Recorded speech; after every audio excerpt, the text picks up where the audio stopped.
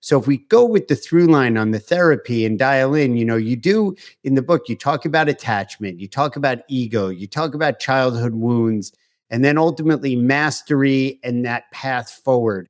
Bring us in into that a little bit more. Sure. So the title for my new book is Taming Your Money Monster, 9 Paths to Money Mastery with the Enneagram. So for some of your audience might be familiar with the Enneagram, and for those who aren't, I just give you a very quick intro. The Enneagram is a really ancient personality typology system. It's really the physics of consciousness, and we've been developing the system over millennia, just like we've been developing mathematics and physics. We're trying to understand, how does an ego work? And there's only so many ways you could design an ego and have it be roadworthy. So I use car metaphors throughout the book. Just like there's so many ways you could design a car, there's infinite variety of cars.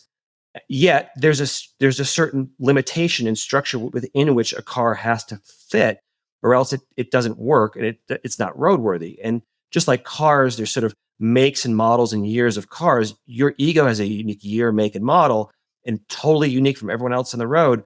But the Enneagram shows us there's 9 sort of models of egos, and each one of them has its own unique fears, core strengths, and core weaknesses to work on.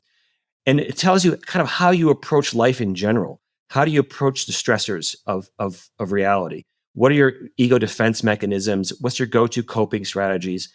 And then it also helps. And so I've layered on top of the Enneagram, these 9 personality types, what I call the attachment theory of money, which, if your audience is familiar with it, it's very similar to the attachment theory of relationships, about how we can have a healthy or unhealthy attachment to our romantic partners. And so I've modified it slightly and layered that on top of the Enneagram to show there's these 2 kind of core unhealthy ways that our ego personality can relate to money. And that would be if we are over anxiously attached to money, much like my parents were, or we can be avoidant of money, like I was as a child and much of my young adulthood. And of course, we can be also have a kind of what I call a jumbled style.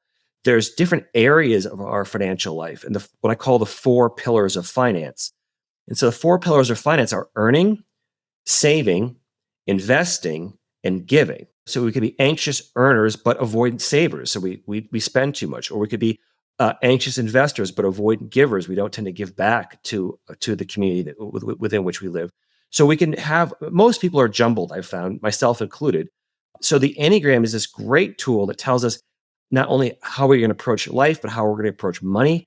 And then with this attachment theory of relationships on top of it, it gives us, it really dials in really precisely why we make the same unhealthy, sometimes crazy mistakes with our finances over and over and over again, and then offers a healthier way forward.